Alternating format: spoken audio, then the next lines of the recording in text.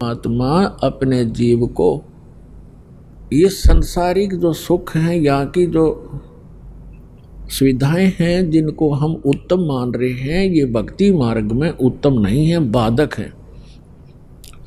तो ऐसा कोई अनजान ही कर सकता है जो अपने निजी बच्चे को और जानबूझ के कीचड़ में गिरे, वो तो कीचड़ से निकाल कर धोया मांजा करे, और दोबारा कीचड़ में कोई डाल सकता है? नहीं, कोई शराबी। तो परमात्मा, पुण्यात्माओं, आप तो मांगते हो यहाँ के सुख, यहाँ की संपत्ति, संतान, ये मिला आपको, और परमात्मा को आपका पहाड़ जैसा दुख दिखाई देता है। यदि आप जी अब मोक्ष प्राप्त नहीं कर सके, ना जाने कितने जन्मों में ये कष्ट आपको फिर सामने खड़े दिखाई देंगे। यदि इन संसारिक कार कोठियों में, घोड़ा बग्गियों में सुख होता तो परमात्मा एक झोंपड़ी में नहीं रहते, एक झोंपड़ी में नहीं रहते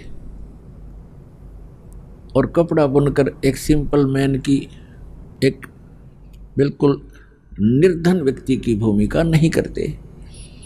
वो हमें ये दिखाना चाहते थे कि यदि आपको ये ज्ञान हो जाए कि ये काल का लोक है, यहाँ जन्म मृत्यु का दीर्घ रोग आपको लगा हुआ है, और जितनी बार भी जन्मोगे आपको ये संकट फिर प्रत्येक बार झेलने पड़ेंगे जो आज जीवन में झेल रहे हो। इसका अंत नहीं, और एक ऐसा सुखमय स्थान है जहाँ जाने के बाद आपकी जन्म मृत्यु कभी नहीं होगी, और वहाँ आपका मनुष्य शरीर होगा, आपके बच्चे होंगे, आपकी पत्नी होगी, आपका संतान होगा, एज इट इज होगा, आपका परिवार होगा, वो कभी मृत्यु को प्राप्त नहीं होगा। और यहाँ आप सारा जीवन इन्हीं की सुरक्षा में लगे रहते हैं और पता नहीं कब बिजली गिर जाए। आप पढ़ रहे हो समाचार पत्रों में, देख रहे हो मीडिया, इस इलेक्ट्रॉनिक टीवी चैनलों पर केदारनाथ नाम के एक धार्मिक स्थान के ऊपर बहुत भयंकर फ्लड आ गया। लगभग 20,000 वहाँ श्रद्धालु और आसपास के क्षेत्र के लोग मारे गए।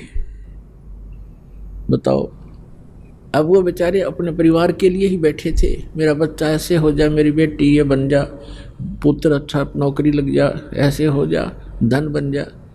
खाक बन गया यहाँ पर, उनकी लाशों भी नहीं मिल लिए, दब गए टनों मिट्टी के ढेर में, खोजत भी ना पाओ है।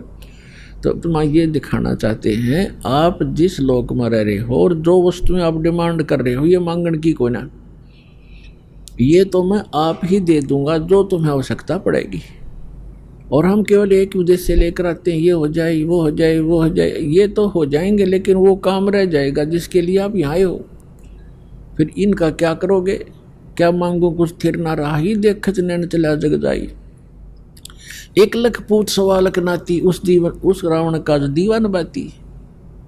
आप क्या मांगोगे भगवान से? एक पुत्र मांग लोगे, थोड़ी बहुत संपत्ति मांग लोगे, धन मांग लोगे, कोई कोठी मांग लोगे, कार मांग लोगे, ठीक है। अगर आप मोक्ष नहीं चाहते हो तो ये भी दे देंगे आपको। फिर क्या करोगे? रावण के 1 लाख पुत्र थे और सद्भक्ति ना करने से सर्वनाश को प्राप्त हुए। अंत में उनके कोई दीपक जलाने वाला शेष नहीं रहा।